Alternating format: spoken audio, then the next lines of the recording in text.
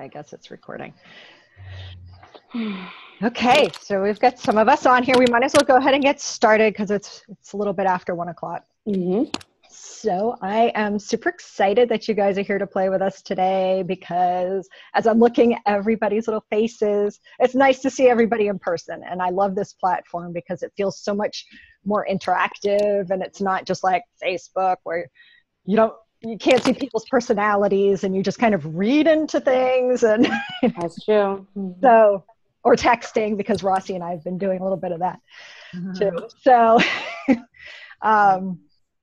so this is the first workshop. Well, let me introduce myself for those people who don't know me. My name is Cherrise Boucher, and I am a women's reinvention specialist, life coach and energy healer, and host of the Inspire View series, which is a video interview series that I am excited. I'm in the second year of, and I've connected with women from all over the world in the past year, and we talk about their stories and how they followed their hearts and how they're living their passions in any way that they do. And it's so inspiring to hear from regular people, not somebody that we think is too above us to connect with.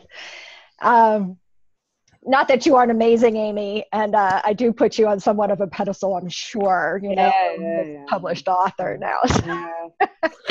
So Amy and I actually connected in a mastermind group at the end of last year, which was amazing experience. And she was my most recent, she's the first of everything for 2016. She was my first interview on the series, which, so her interview was released last Tuesday.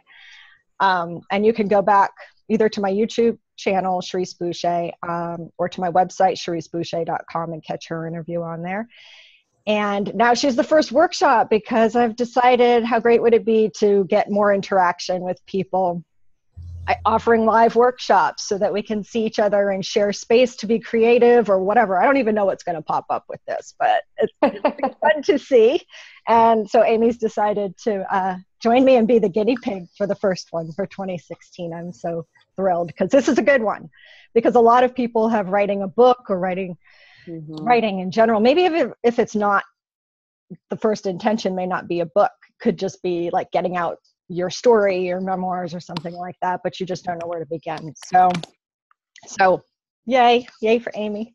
We're going to do the first 3 steps of her 6-step wisdom writers workshop. Is that correct? Is that how we're doing that? Yeah. So, a couple housekeeping things. Oh, and Amy, I'll let you introduce yourself. That'll be easier than me going through whatever I haven't covered already. Whoops, sorry, go ahead. Wait, who's going first, you or me? Let me just do the housekeeping thing, and then I'll just toss it to you and you take over. Okay. So we're going to mute everybody so that we eliminate background noise and dogs barking and, kids probably coming through the door, because they don't need me until I'm doing something. So how we're going to do this, if anybody pops in that's calling in, nobody's right now, so we should be good. But if you're on video, then we can see. If you just raise your hand if you have a question for Amy. I think we'll do it. Amy will take over kind of when it's a good place for questions or comments in the flow of whatever she's doing, so that if we have anything in there. If you've got anything that comes up before we get to that point, there's a chat box at the bottom. And it's pretty cool, because it's like passing notes in class is what Amy says. So it's down there at the, on the right-hand side at the bottom of your screen, and chats go in there. So if you have a question, it'd probably be easiest if you type question first, so that in case there's a bunch of comments that end up popping up, we see that there's a question and Amy can grab that at the right time. Does anybody have any questions yet? No, we're good? Okay. I wrote something in the chat to see if Amy's saying, passing notes already. She's saying, hello, Amy. Oh, so did it pop up on everybody's screen? You can see that there. Oh, thanks, Rossi. So I'm gonna leave mine open, like off to the side, because if you close it, then you don't see. Oh, thanks, Kathy. Do you have my book in hand, or do I need to get up and walk over there and get it? I do. I know it's just out of reach, and I'm like very okay. Perfect. Let me do it. Let me do the thing. Move over a little bit. There you go. All right, so I was excited because I wrote a book and I published it 11/11/15. It's called Stuff Your Supermom Forgot to Tell You About Orgasms, Apologizing, Meditation, and More. 13 Steps to Activate Your Superpowers. And I wrote it because I've been an English teacher for 16 years and I was a creative writing major. But when you're an English teacher, you grade other people's stuff, which is great. It's fine. It's what you sign up for. But I had my first ever intuitive conversation. So like with a psychic, and she said, "You're meant to write." I was like, "Shut up. No." And it resonated with me on such a deep level that I just assumed that was true. So I just started. And my first chapter was just a blog post I wrote, Your Orgasm, Your Responsibility. Because I felt like a lot of women were complaining their lovers couldn't figure out what to do. I'm like, you need to figure out what works for you and then inform your partner. Stop putting all the burden on. Usually it was a him. So stop putting, this is a straight girl problem, apparently. All my gay friends think we're ridiculous. So long story short, I started writing about all these things that dealt with women's health and wellness that went beyond food and fitness, because everybody talks about food and fitness, God bless. But we're not talking about meditation. So I have a chapter, Meditate or Die. We're not talking about why people get married or stay married. So there's a chapter, Get Married, ... or not. So the whole book was really fun to write because it was all the things that I think girlfriends sometimes get to, but not always. And I want to start off our conversation today with the idea. I just read Elizabeth Gilbert. She wrote You Pray Love, and now she has Big Magic. Nod your head. Can you guys hear me? Yeah. Okay, good. I felt like maybe we could. So anyway, she wrote Big Magic, and she has the chapter, or little section in there. They're kind of micro chapters called Scary, Scary, Scary. And I just led a meditation before I came here about how we're scared to actually live in our creative space, and we end up stopping ourselves. And she has like for 3 pages talking about how courage and how we get scared before we even start. And she says things like, you're afraid you have no talent. You're afraid you'll be rejected or criticized or ridiculed or misunderstood or, worst of all, ignored. You're afraid there's no market for your creativity and therefore no point in pursuing it. You're afraid somebody else did it better. You're afraid everybody else did it better. You're afraid somebody will steal your ideas, so it's safer to keep them hidden forever in the dark. And she goes on and on and on. And I love this for our meditation after I got everybody kind of relaxed. And then I read that. And I said, the mantra was I have gifts to share with the world. And that all comes full circle with what we're doing today is our words of wisdom. So it's more than just a creative exercise. This is also doing our part, pursuing our passion, but also making the world a better place. So you never know who needs your message. You don't know when they're going to stumble upon it. But the idea that it gets out of your head and it gets onto paper and somebody else could pick it up is great.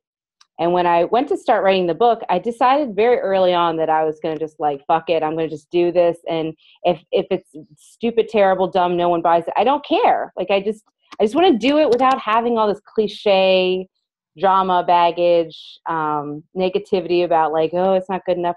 I just didn't want to have any negativity around it at all. I just wanted it to be, I just wanted to try it to see what happened. And then what ended up happening was it was a lot of fun.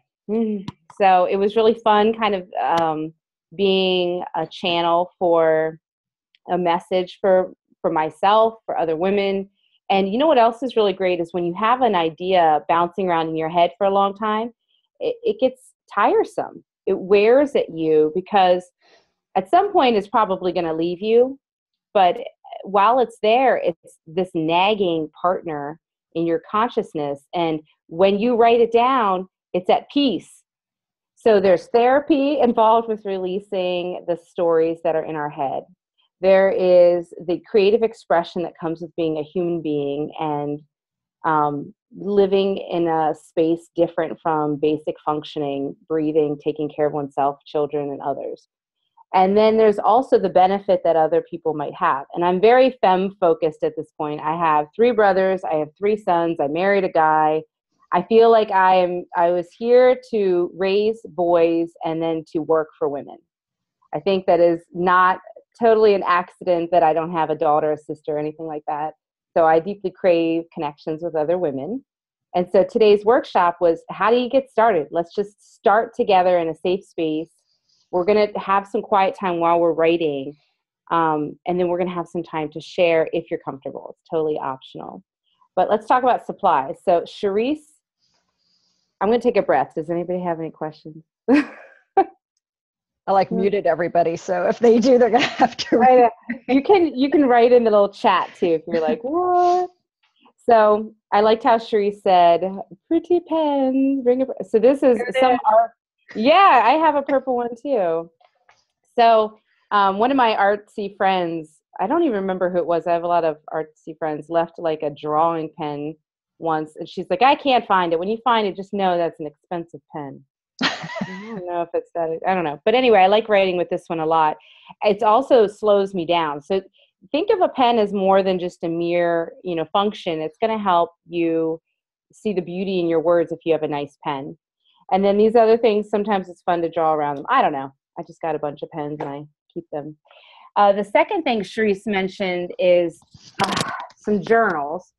So, you can have like a nice, whatever you want.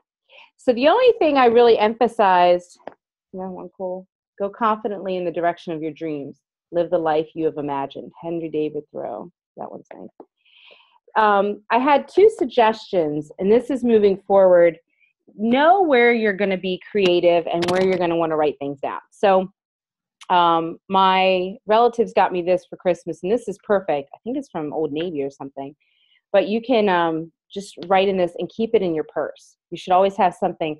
I love my cell phone. I do. But I don't write on my cell phone.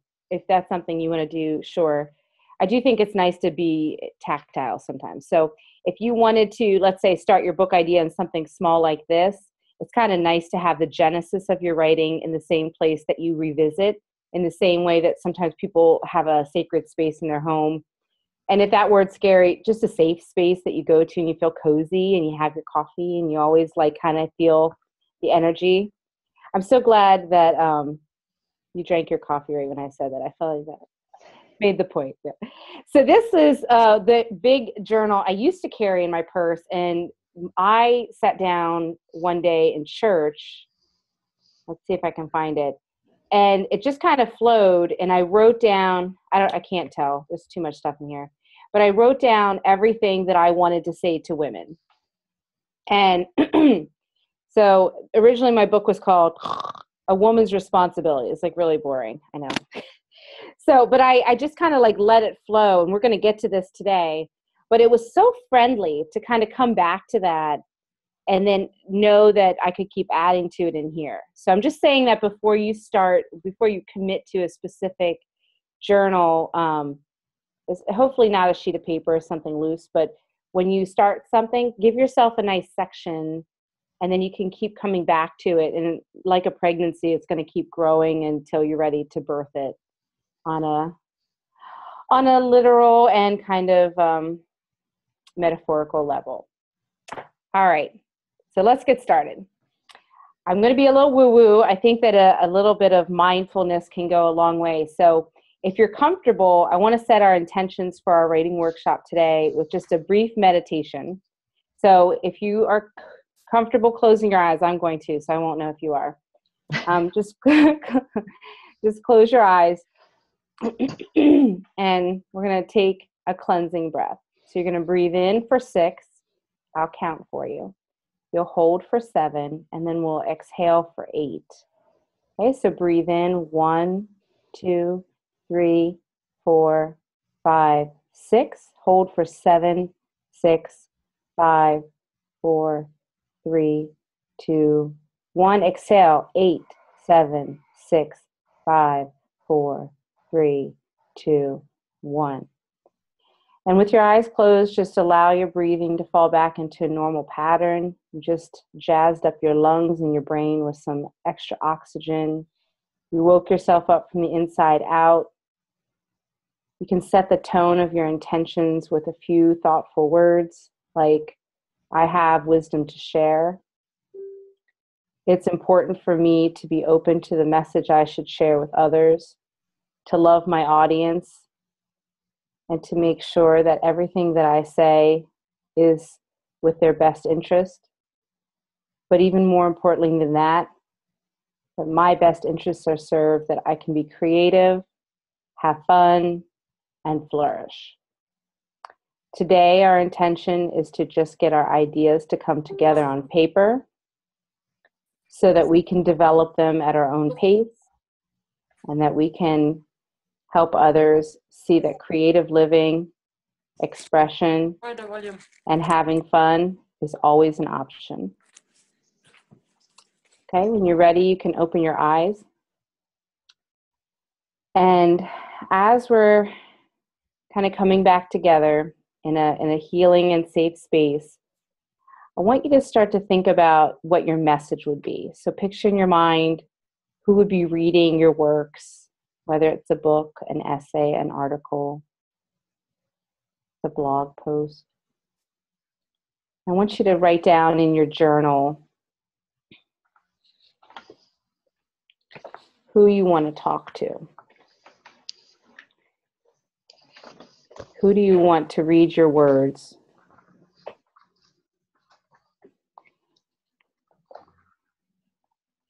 Let's take a few minutes to do that. And then if you're comfortable, we can do a little bit of sharing.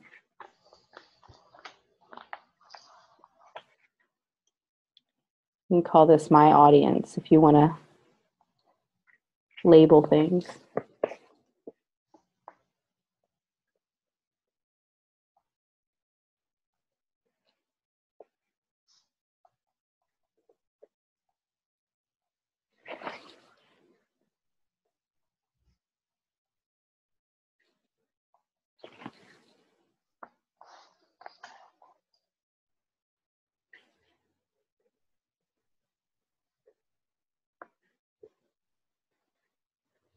And describe them a little bit. So if you're saying, teenage girls, maybe describe those teenage girls a little bit more.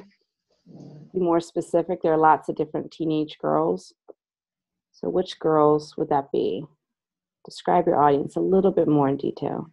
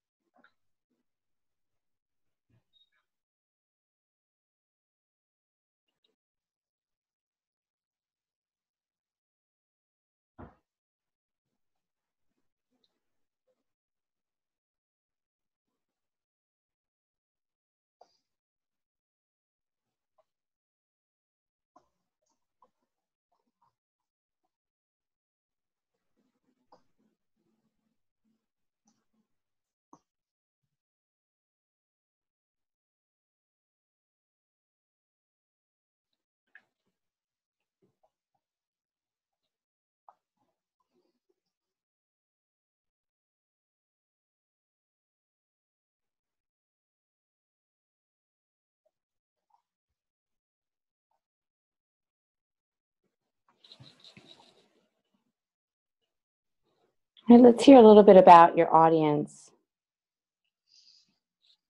Do you want to wave your hand? Well, or should we have them put in the chat? Whichever. Does somebody want to talk about who their audience is? Go like this. There's some people we can't see though. That's why they need to like show us who they are. Okay. Unmute. Hi. Hi, thank you guys.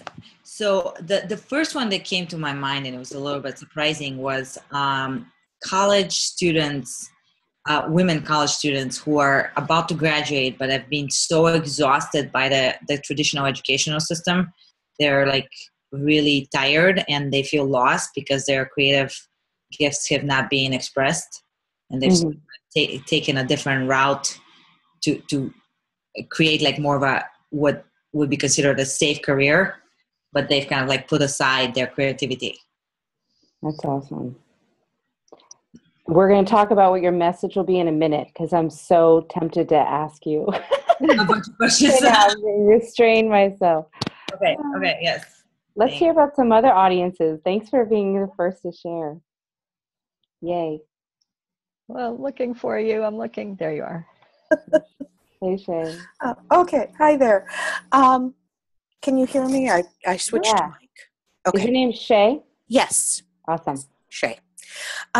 I've got a couple of different projects in the works right now. So who my audience is varies between projects.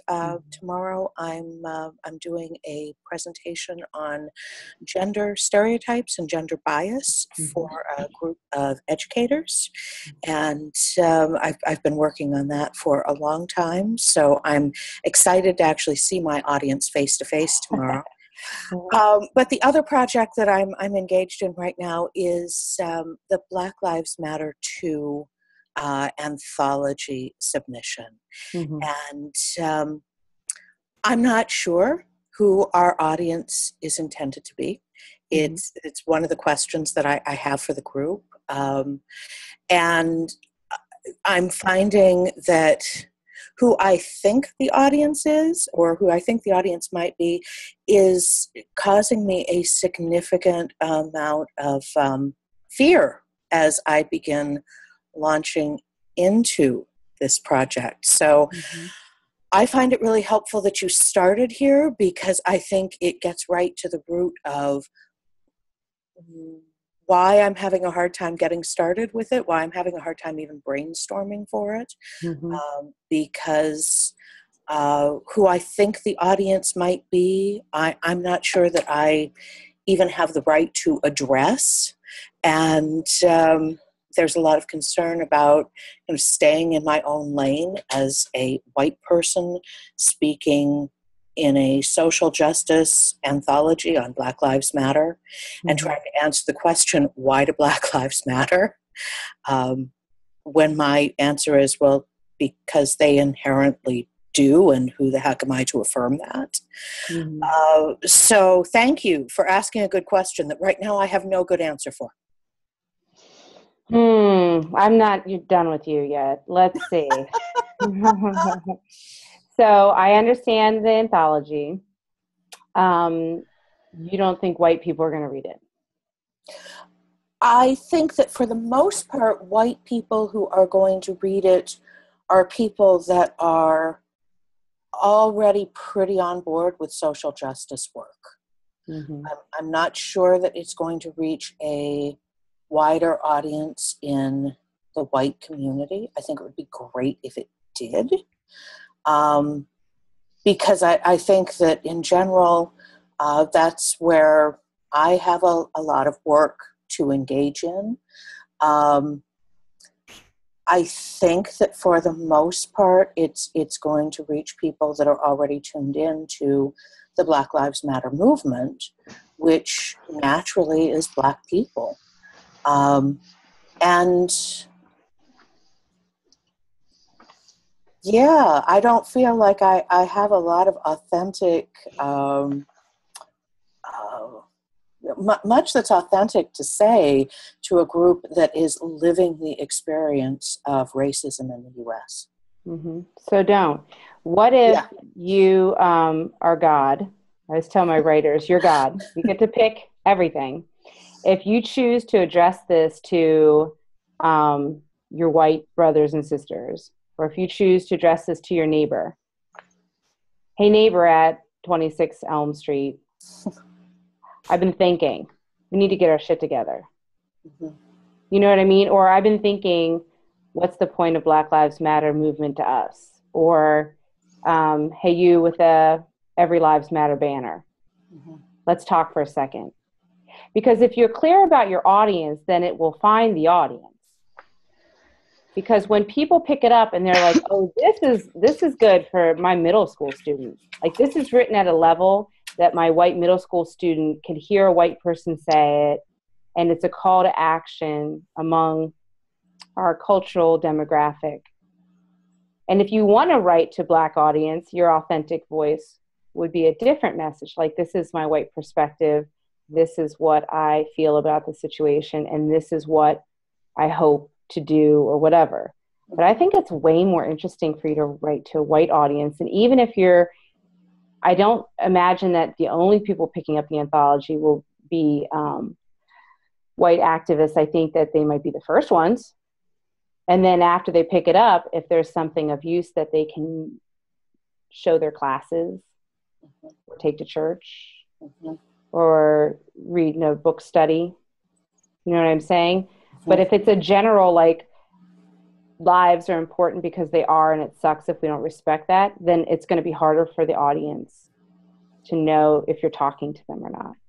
So what I'm hearing you say is define your audience as much as you define your point, essentially. Mm-hmm. You're God. Okay. All right. I can go with that. Yep. That's a helpful place to get started. Yep. And then if you're comfortable from there, it's going to flow.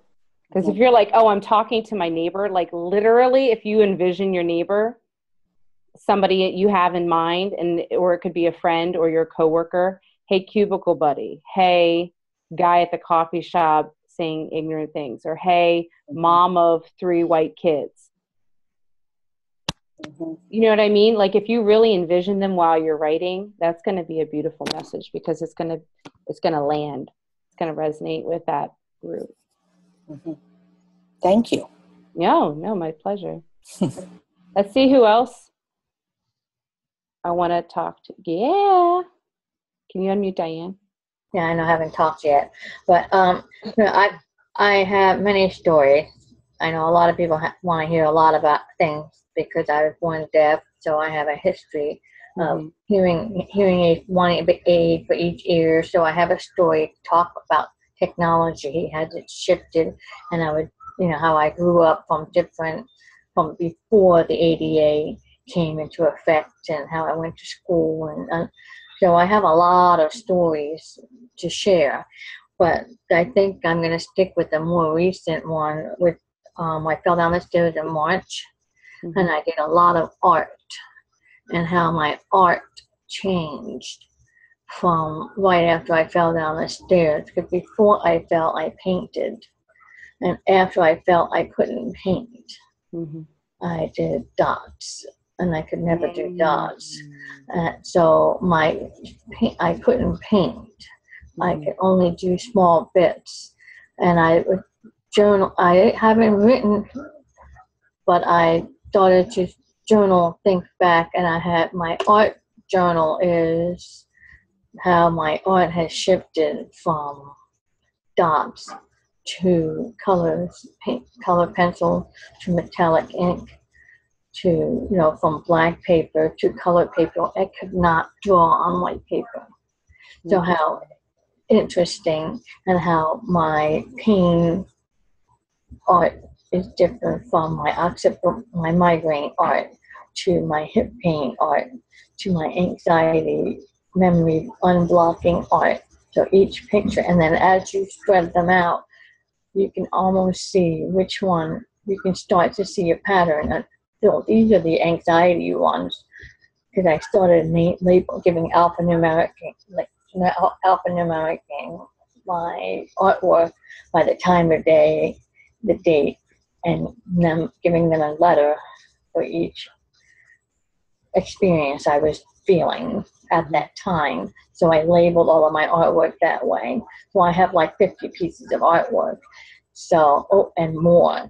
And I started a journal of artwork. So I'm now sitting down to write, to go along with it, because it's interesting to see how my art has shifted. Almost see this is all my anxiety, how it's similar, and how my depression ones are similar, and how my hip pain is similar, and how it would be. I think people would like to see a story about that. Diane, I love it, but you did not answer my question. The question is, who's my audience? Who's going to read your book? People who would be interested in that. But I don't want to limit it. No, I know, but I have heard people say that's interesting and they would love to hear that story, but I don't know who the target audience would be. I would not know how to address that target. Okay, Diane, you're God, and you need to pick an audience. Do you think that this speaks to people who have hearing issues? Well, that would be a separate book. Okay, so no. Do you think I would be, because that's why I had to pick a topic. That's why I said I need to pick a topic. I can't have two different books. That's two different books, isn't it? So I just you're fine. No, I didn't. I don't want you to. I want you to think about who you want to talk to. So for me, that's really exciting to hear, because I have my brother is an artist, and so is his girlfriend, and she's deaf. And so it's interesting because I was like, ooh, would this be a cool book for an artist? Like someone who already has made peace with the fact that they create something physical as part of their expression. Because I don't make paintings and do artwork like that. I write. But would that be good for them? Or would it be good for me?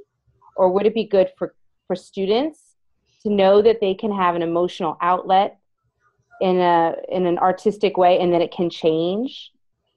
And I keep thinking this title in my head, and forgive me if you don't like it or it's cheesy, but I keep thinking about like what you need to hear, or you need to hear from me, or something like that, just because I feel like people need to hear that you can have options for your emotional expression through your artwork.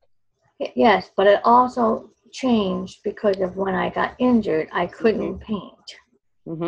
I literally could not paint. I could only do dots. I couldn't draw because I fell down the stairs. So my art actually changed. And as I got better, my art changed. But that is the other process.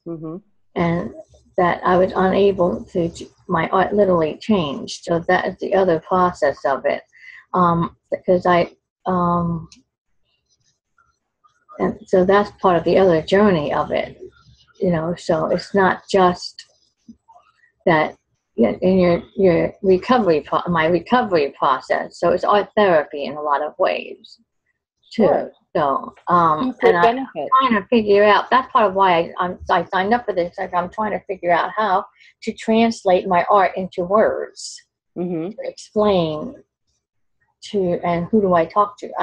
Because I did for mental health.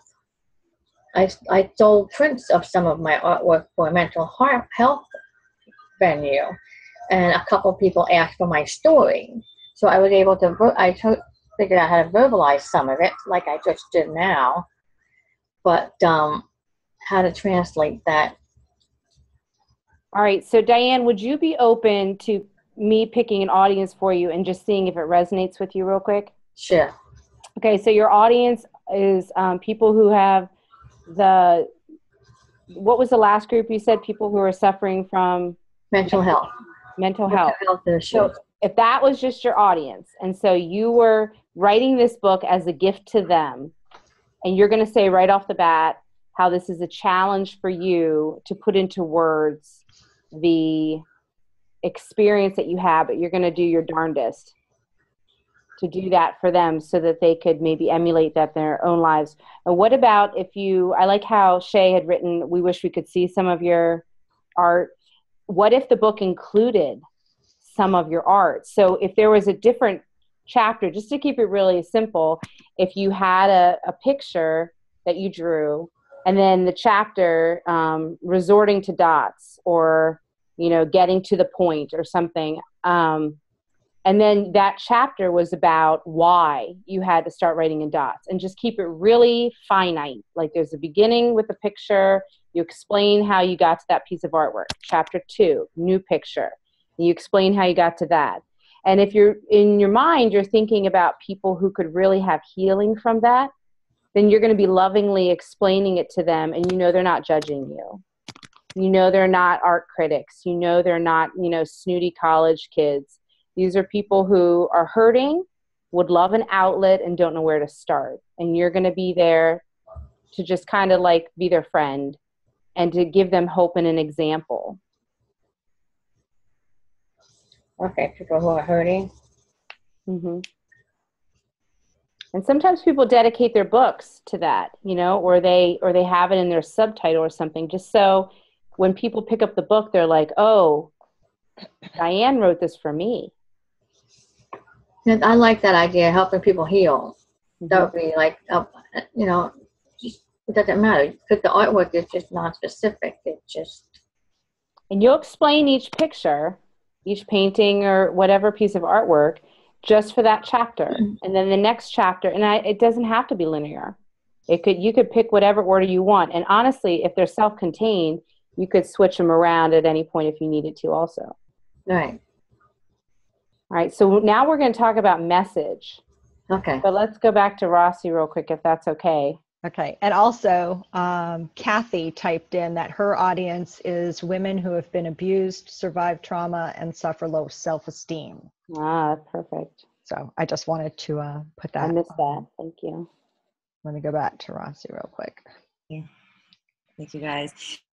Amy, so as you're speaking, I really my brain starts connecting things, and it's specific. And I didn't even come in a group question, but it totally popped up. I've been doing this photo project because I'm a photographer, mm-hmm.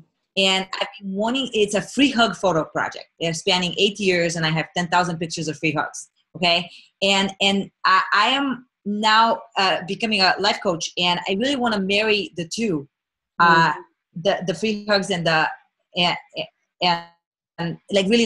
core of coaching, which for me would be empathy. So I'm thinking in terms of what I just shared with you about the women that are just graduating from college, how can I put it together? The free hugs, empathy, and sort of leaving your voice behind when you're in school and you're kind of taking a different path. Because for me, hugs was the path to myself in many ways, to my empathy, to my self-connection. All right, I got goosebumps from my scalp to my toes because I got excited because I thought, do you ever talk to college girls? Not as much, no. Because I just thought, wouldn't it be an amazing coffee table book, or even just a large print book, like something non-conventional that can lay open, you can look at. And if you had some prints and you went to a college campus and you talk to girls, because girls are fucking awesome, and you said I'm writing this book and I want to have some real voices in it. What if it had quotes from real college girls about, I'm getting a little verklempt, about how it made them feel to see the hugs and how they feel being away from home and not having the hugs, or striking out and being independent, and what it means to make new connections. Okay. And you know what I mean? It was just marrying. And have you seen the, what's the thing? Lives of New York? News of New York, my favorite page on the internet. Yeah. So if yours was like that, but for hugs and for college girls, no one's done that as far as I know. Right. Oh my God. That's so fun. Second. Yeah. So if you did something like that, I feel oh my gosh, I just feel not that you need to have a market, but you do have an audience. But as a mother, I would love, if I had a daughter, to give her that book, before she went off to college, and say, these are all the hugs I'm not going to be able to give you while you're gone. Know that you are loved, and you always find connections when you're open to them, and give your kid that book, and just, it's a book of fucking love. It's just, oh my God, exciting. But with that market, the college girls, to really kind of connect the two. to really, get those stories, like you say, not just kind of like, this is a free hug book, which could be like for anybody, pretty much, but really kind of to bring that. And I love the idea so much of representing women in that way, and feminism is not about doing everything guys do. I just read a quote about that today. It's about doing everything guys can't do. And the idea that there's an openness that women have to making those authentic connections. And we were talking, Cherrise and I were talking about the interview, how when women get together, we meet online, it's like you've always known each other. You sit down, you're like, so tell me, and you can't do that in co-ed most of the time. Yeah. I can do that with lesbian friends, still women. And I feel like really lifting up the feminine connection on a pedestal in a way that's accessible and not overwhelming and too ivory tower is so amazing. Right. And embracing our natural compassion that we have. Yes. That's where the empathy comes in, because they're going to be talking about their fears, and the girls who are looking at it, who may be going off to college, are going to feel that too. Yes. And that the alienation that happens in college. Yeah.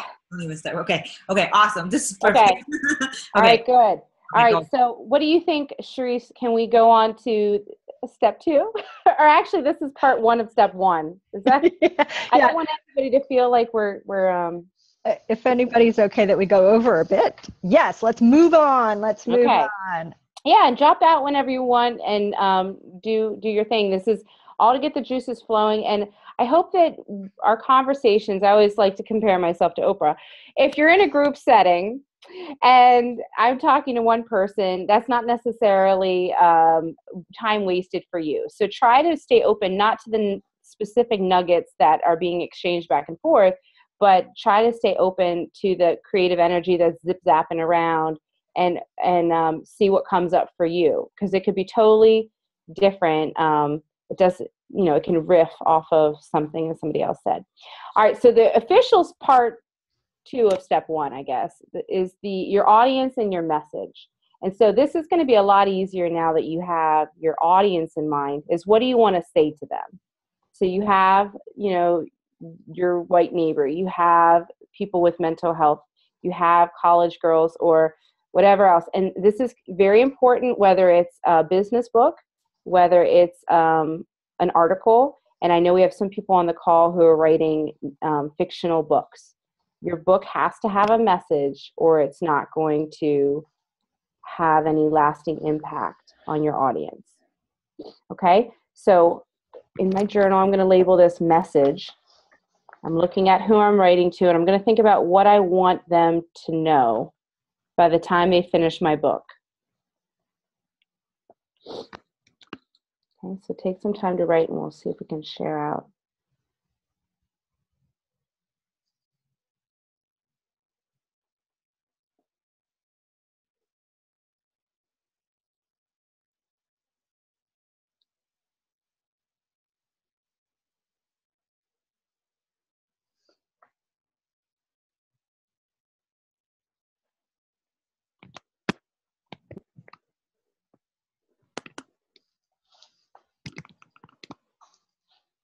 Maybe just like 1 or 2 sentences at the most.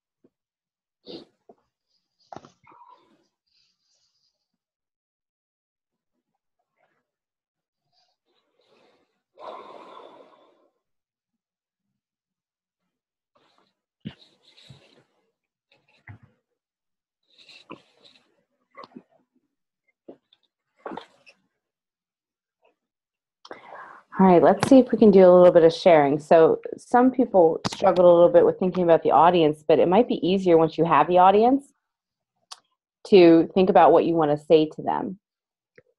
Does anybody, if you're not pictured, you can just write in on the chat and we can unmute you and we'll still hear you even if look, someone did the hand thing.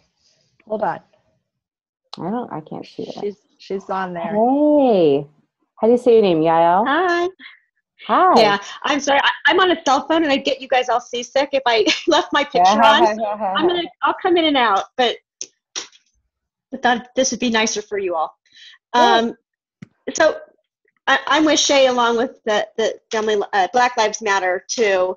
But I've also been wanting to write books. I'm a marriage family therapist, and I want to write books that speak to a lot of my clients because I have the same things I say over and over again in session, and thought, this is something that as a whole people need to know. And so I kind of focused in on an audience of women who are married, who are contemplating whether or not they should be married or get married. And the message is I have to work on that definition a little bit better about who my audience is. But to feel confident in the decisions that we make and that they're good for, to believe in ourselves that we did the best we could today. Mm-hmm. So, a lot of people say, should I stay in a marriage? Should I not? I mean, women can take years of therapy just to answer that message for them. And that's one thing I work on with women a lot is feeling confident in yourself. How do you make decisions for yourself? The therapist doesn't make decisions for you. You make decisions for you. How do you find the confidence in those decisions that you can figure out what is in your best interest, what is good for you and your soul? Mm-hmm. And making peace with that decision once it's made. Because with 20/20 hindsight, we can always second guess things, and that's not good for us either. But to realize where we are today, this is the best decision for us today. And then, we can always go back and look at it later to say, how do we want to tweak things in our lives? Mm-hmm. So like right where I'm supposed to be. Yes. Like the person's going to feel that when they finish a book, that I'm right where I'm supposed to be. I like that a lot. So I feel like your book's going to have a lot of strategies, suggestions, techniques, like throughout, but it's always going to come back to finding peace with the decisions you've made and being satisfied exactly where you are. I like that because when they finish the book, that's the way they're going to feel, or every time they pick it up. Right. Sometimes we silo, we need to go back to it. Mm-hmm. Oh yeah. And I think that's the sign of a book that has a clear focus is, I'm reading one of Mike Dooley's books right now, Infinite Possibilities. And when I'm feeling really crappy and I pick it up, I'm like, he gets right back to the message and I start to feel like I'm in flow again and not crappy. Because his whole book has that consistent theme. Mm-hmm. And you got to keep it simple. If you jump around too much, people are not going to know what they're walking into. Thank you for sharing. That was great. All right, thanks. I'm going to go on a video again. Bye. We'll miss you. Bye. I'll be here. You're here. I'll be listening. All right. What do you guys think? Anybody else have one to share? Anybody else? Let's see. Ooh. I'm going to undo Shay. What? Oh, Shay. I was looking at the what do you call it? The chats to see if We'll check it with Jennifer and those guys in a minute. Okay. Yes, I'd love to share simply because I'm on a roll with this. Yay! I just had a total breakthrough, not a breakdown. Those are different. Yeah. I had a moment of clarity that really married different project ideas and what I'm trying to do. So tomorrow I'm doing this presentation for educators, predominantly white, on gender bias. And I've done a lot of research into bias and how it affects vulnerable groups in terms of gender bias. And you said something about white parents, and I went, ping. Speaking to an audience of predominantly white parents and educators, but with a twofold message and a sub-audience buried in there. Stay with me. That racial bias demonstrably hurts vulnerable kids, and that as white parents of white kids and as white educators of white kids, we have a responsibility to do anti-racism and anti-bias teaching for white students. But that doesn't just benefit vulnerable students of color, it also benefits those white students. And one of the ways that it benefits those white students is that it opens a wider world of human experience to them. And this is kind of my sub-audience, is I have this tremendous debt of gratitude to the Black women in my life who have nourished and nurtured me either in person or through their writing. And so demonstrating how deeply I appreciate that gift by saying that, you know, one of my messages is that this is a part of the human experience that all children should have a chance to be exposed to, because there are so many gifts and so many beautiful aspects of that experience. And so not only do we have a responsibility to protect students of color from our own bias, but we have a responsibility to open ourselves up to a deeper and wider human experience. Mm-hmm. Does that feel comfortable for you to write about? Yes. Yes. That's when you're in flow, buddy.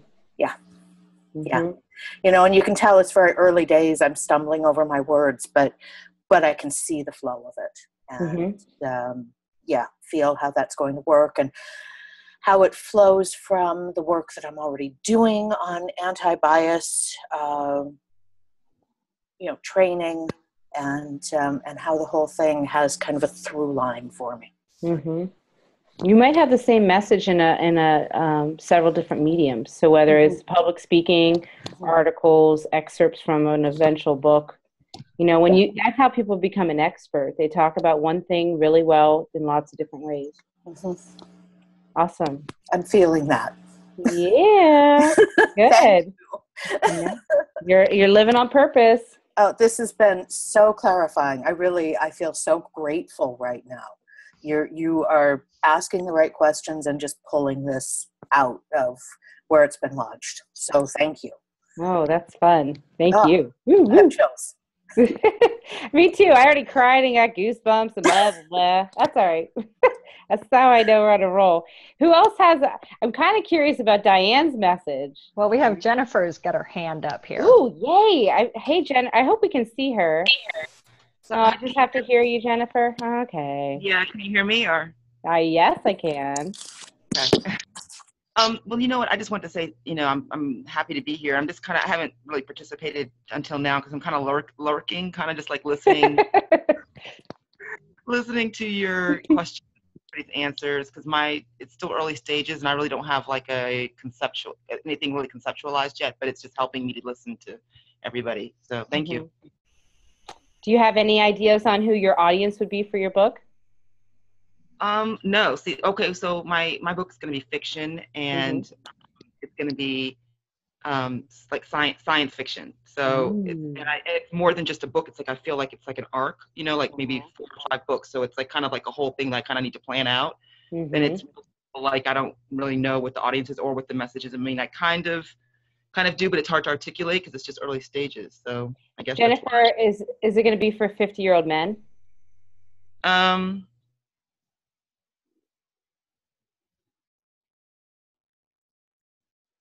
She's still there. It probably would. Yeah, I'm thinking it probably would be like that's kind of the audience for sci-fi. Is like a lot of, you know, it's male. I mean, women read it too, but it's kind of like men would be the audience. Yeah, but I don't know the age. I don't know the age range though. Now, your God, I'm sure you heard me tell Shay this, and I love me some Octavia Butler. Yeah. So don't put Octavia to corner. She would just have 50-year-old men reading her. What do you think about girls like you, like 15-year-old girls? You know what? So when I say that the genre is mainly like men usually read it, and like women read it too, but not. I mean, it's obviously it's skewed towards men. I mean, I'm not trying to like. I don't want to target it just to men. I'm just saying that like that's. But yeah, I don't know. I mean, I could see it being just. I mean, it's kind of like. I mean, I don't know. Star Wars is a great arc, and everybody watches that, so it's kind of like something that's kind of can appeal to everybody, you know. But, like fantasy and Harry Potter, like people thought it was just teenage boys that read that kind of stuff, and now girls everywhere want to be J.K. Rowling. So your God, who would you love? Who would you love? Who would you smile, giggle, like looking up from your autograph table to see lined up? Like who would be? It would be so fun if they had it clutched to their chest. That's a good question. Do you like girls? Do you like boys? Do you like teens? Do you like adults? I would say adults. Okay. Yeah. So that opens you up to a lot of grown folk talk, which is kind of cool. Mm-hmm. Which is. Yeah, I don't really see myself writing a young adult novel or anything like that. So it's adults. Yeah. Good. Okay. So now you're in your genre. You're doing adult science fiction. And you're going to imagine men and women of all colors and religious philosophies. Is it open to everybody, or is this going to have maybe a Christian bent, or is it going to have an atheist bent, or do you have any feelings about that? No, I don't have any feelings about that at all. I mean, I kind of would hope that it would be just open. Like I would hope to, like if I'm like looking, if I'm in a book signing and I'm looking at the line, it would please me to see like a wide variety of people to line up to like read my book. Like look up and you're like, oh my God, like I can't believe it appealed to this person and that person and this person. You know, kind of like not that I'm trying to throw everything at the wall and make it stick. It's just kind of like something that kind of resonates. I guess I don't to a side. Yeah. So 18 and over though, which I think is important. Yeah. So you do have an audience. You have and maybe these are people who love sci-fi, or could it also be people, or you can maybe blend together or marry some general fiction concepts, you know, that even if I wouldn't be a self-described sci-fi nerd, reader, whatever you want to call it, I could still read your book in the same way that I did Harry Potter. Maybe, yeah. Okay. That sounds right, yeah. But it sounds kind of broad, so, I mean, I didn't know if that was... No, I think it's better than when we started talking, which was like everybody under the sun. So if you start to write down who your audience is, and, you know, at some point you decide you want to write for women, or at some point you decide you want to write for, you know, 18 to 50-year-olds, that's going to be some references that'll appeal to that age group, you know, are going to start to kind of bubble up because you're writing with them in mind. Does that make sense? Yeah. And so they'll be like, oh, I get this. It's going to really attract them on a subconscious level because you're speaking to them. Okay. And then the second thing was the message, which I don't care if you have a broad topic or for book series.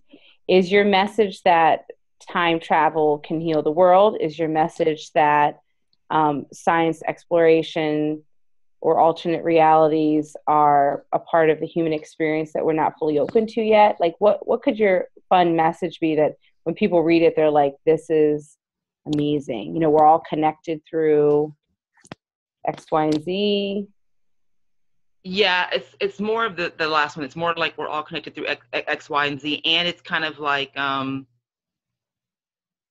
it'll be science fiction and it'll have a lot of science elements, but it'll kind of pull, you probably relate it to issues that are currently going on today. Do you know what I mean? But it'll have a science fiction. It'll be like a message in a science fiction bent, but it'll have like current issue dynamics. So people can relate. That's awesome. So science fiction is relevant today. Like there is science fiction and not magic. Let me use a different word. Maybe a potential utopia within the current dystopia that we are existing. Something like that. Yeah, that's what I'm thinking. Okay, start writing some of that stuff down when we stop talking so that you can marinate on it in a specific way later and you won't be grasping at what we discussed. Okay. Thank you for sharing. What about Angelique? What's she doing?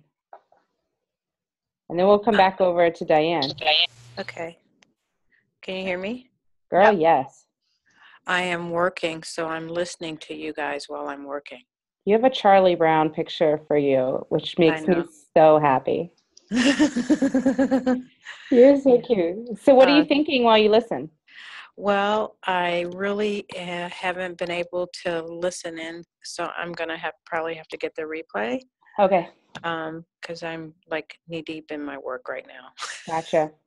I was just kind of hoping that it wouldn't, that I'd have a moment in between.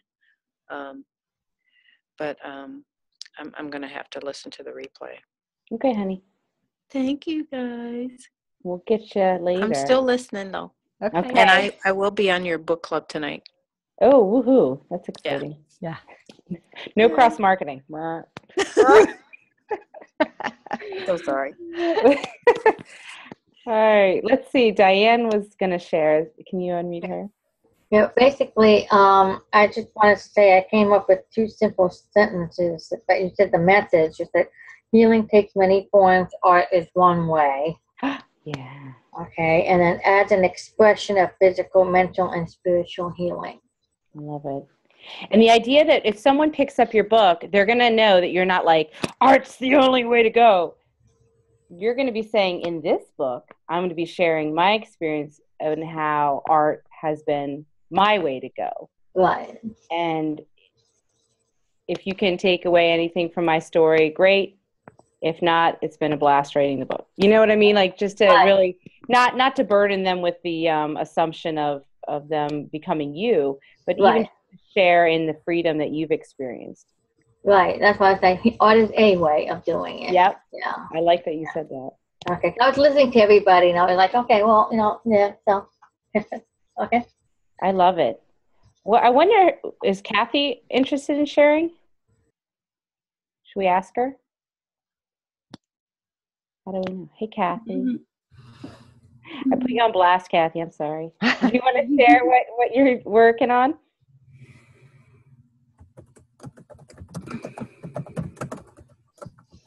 Oh, maybe she can't talk.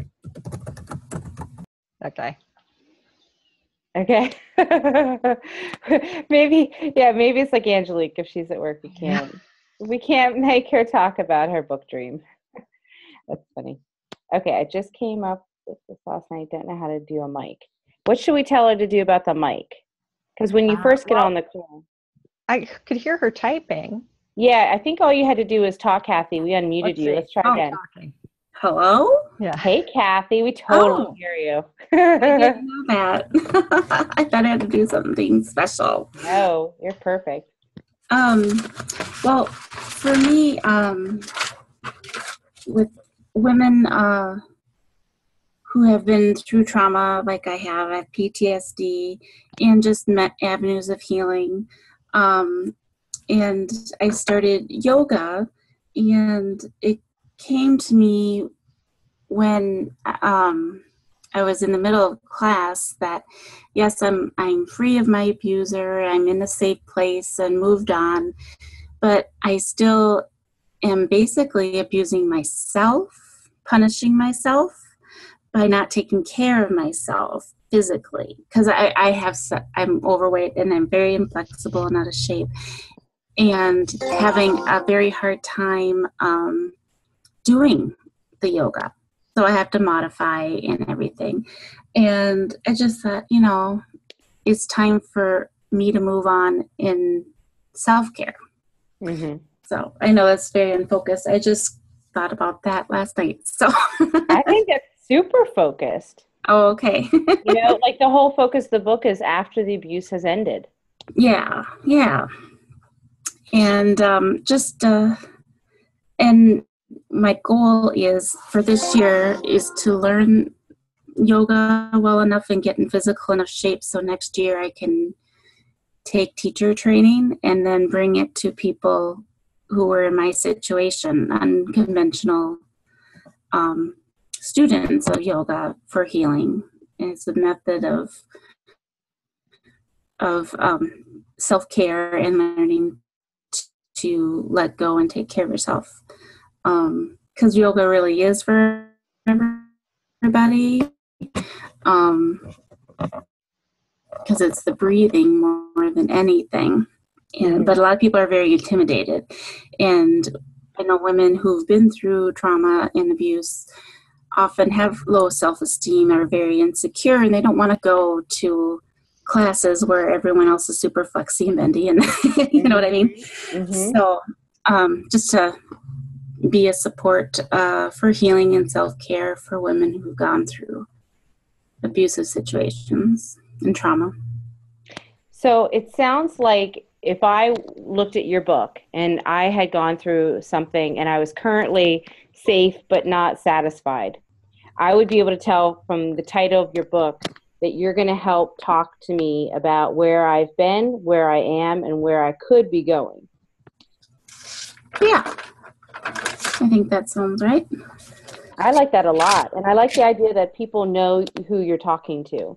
So if they pick up your book, they're going to be like, this is someone like me that it's going to be a safe space. And I also like the idea that you've been talking a little bit in what will happen, which reminds me of a vision board or goal setting. I kind of like the idea that this book in and of itself is going to be your manifestation board. This is going to be projecting onto your own future. Have you thought about that? Oh, yeah, definitely. Yeah. It's kind of my journey too. So kind of live by example a little bit there. And yeah, another thing too is there is a future, and to have a future, to look towards the future and have goals for yourself beyond where you're at today. So I love it. I love it. Yeah, and I think your book is going to be your accountability partner. You can have other human accountability partners too. But I want you to think of your book as you need it for yourself, and other women are waiting. Like, hurry up, Kathy. I like that. Go, Kathy. Yeah, like we need you, Kathy. So you'll read Shay's message to you too in a second here. But if you could really kind of, if you haven't already, write down who your audience is, what your message is, and then the next step, which I don't know if we have time for today. I don't know if we're going to do a part 2 to this or not, but the idea of the chapters, because the chapters are going to be the next step. And that's where you start to articulate like your top 10 list. Like, what are the 10 things that you want to say? So when your book is pretty straightforward, you can say, you know, day 1, day 30, day 90.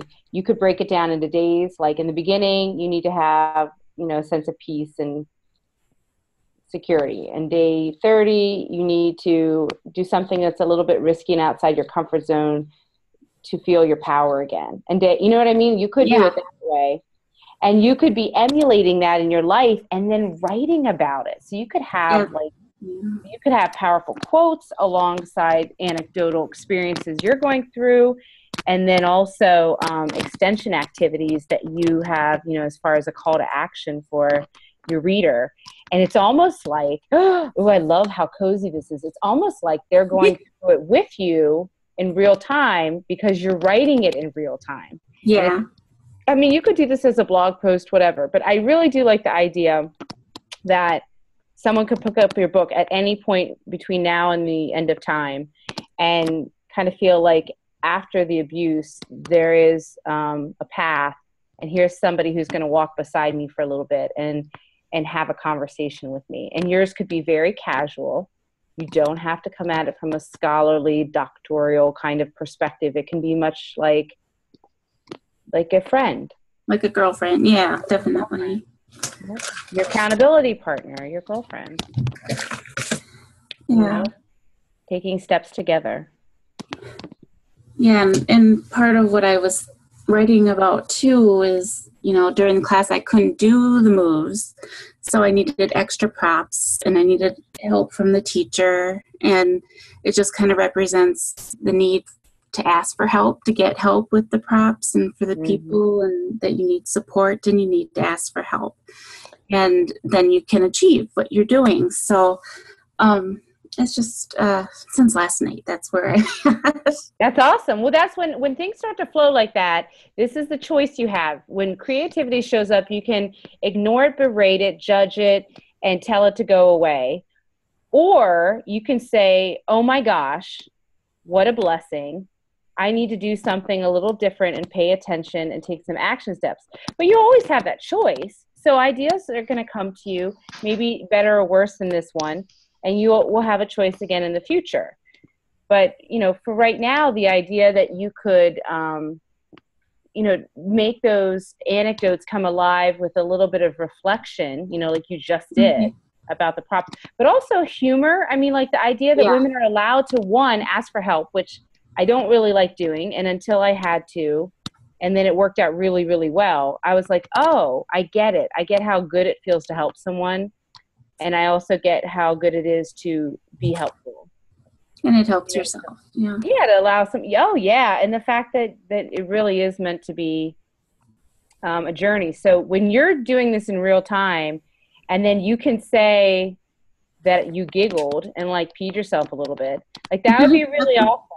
People want to know about you peeing yourself a little bit. It makes them like laugh, because then they think about that time when they had to get through something and they were way too serious. And they're like, oh my gosh, that was really ridiculous. I don't even know why I was so, you know, worried. Like farting in the middle of class. Farting in yoga is like a thing. That's like a real. And if no one tells you, you're just like, I did the biggest faux pas ever. Like, nah, really, it's encouraged. You just let it go. Yeah. So, Cherrise, what do you think? What do you think we should do, girl?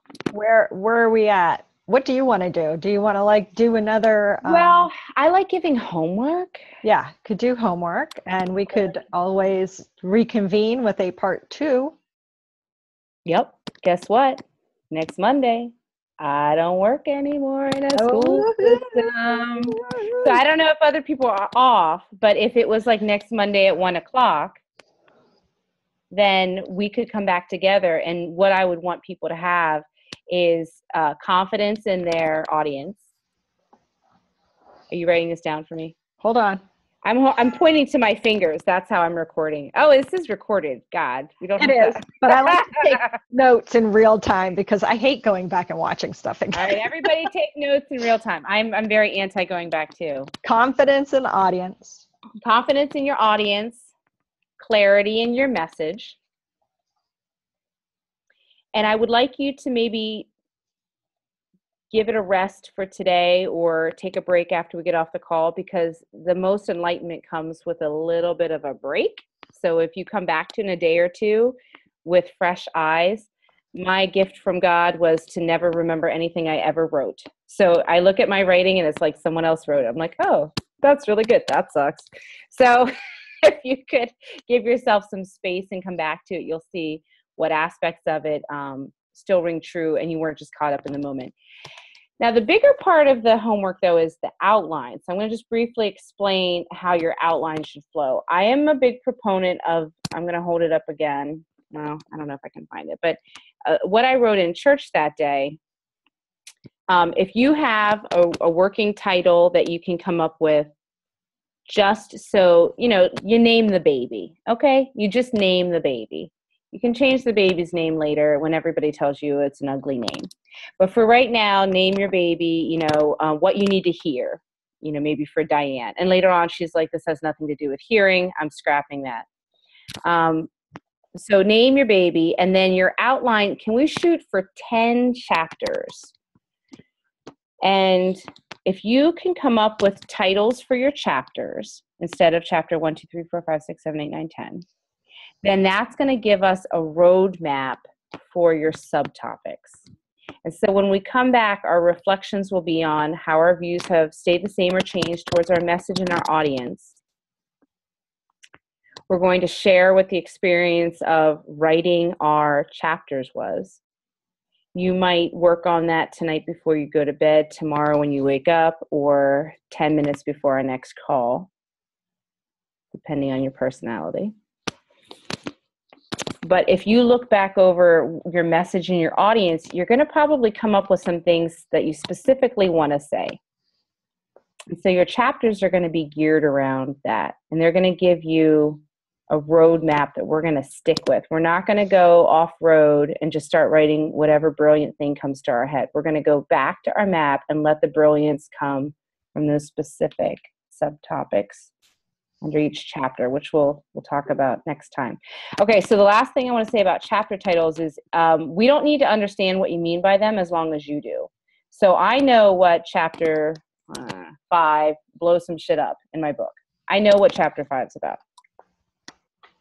I know what my chapter, your stress ain't cute. Like, I know what that's about.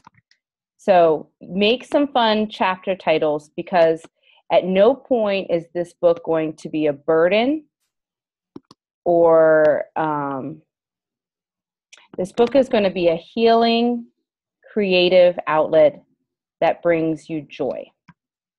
And that's how we're going to frame this writing project. It is a healing, creative project that brings you joy. And it's inevitably going to be sharing your wisdom. Because when you get into a place of joy, happiness, and you're all sherry, that's when the good stuff comes out. So that's how we're getting back to writing our wisdom, instead of just finding clever quotes that align with our beliefs and reposting them on Facebook. People be quoting you. So Monday at 1:00 Eastern Standard Time. Work for you, Cherrise? I think so. I haven't looked at my calendar. I don't think there's anything on there. And we'll do a recording again, but I think that a powerful component of this kind of workshop is interaction. Yeah. So it's the energy of being right there in it and sharing. Accountability partners. So what is next Monday? The 25th. Yep. Good. So if you're not on, I sent out emails, reminders, and the links and everything. So if you are not on that, that's like the easiest way to get it right into your inbox. Go ahead and sign. I don't have a link for that handy. Shoot. For what? To sign up for the reminders and the link, because it's easy to get them right there in your inbox. That little sign up thing that I had. And I don't know, I would like to see if we can observe, when I went on Zoom, it kind of looks like whatever I book through my Zoom account is always the same number. It's just if you get on other times, no one's there. So can we see if that's actually true? If you can always use the same, because you don't think it's the same link? Okay. I've scheduled other, I've scheduled a bunch of them out for someone else, and it's kind of starts out the same, but then it ends different. Okay. On the link. It looks like mine's the same for today and tonight. That's why I thought it was weird for my for this and for my book club. I don't know. I just thought that would save a lot of angst if people really couldn't find the call-in number. You could just look at the previous one, but we'll figure that out. We'll figure that out, and we'll let you know. Either way, you'll get a reminder. So you have your homework, and you're going to go drink a lot of water and get some oxygen and stretch your legs and be a human for a little bit, and then you can come back to being a writer later.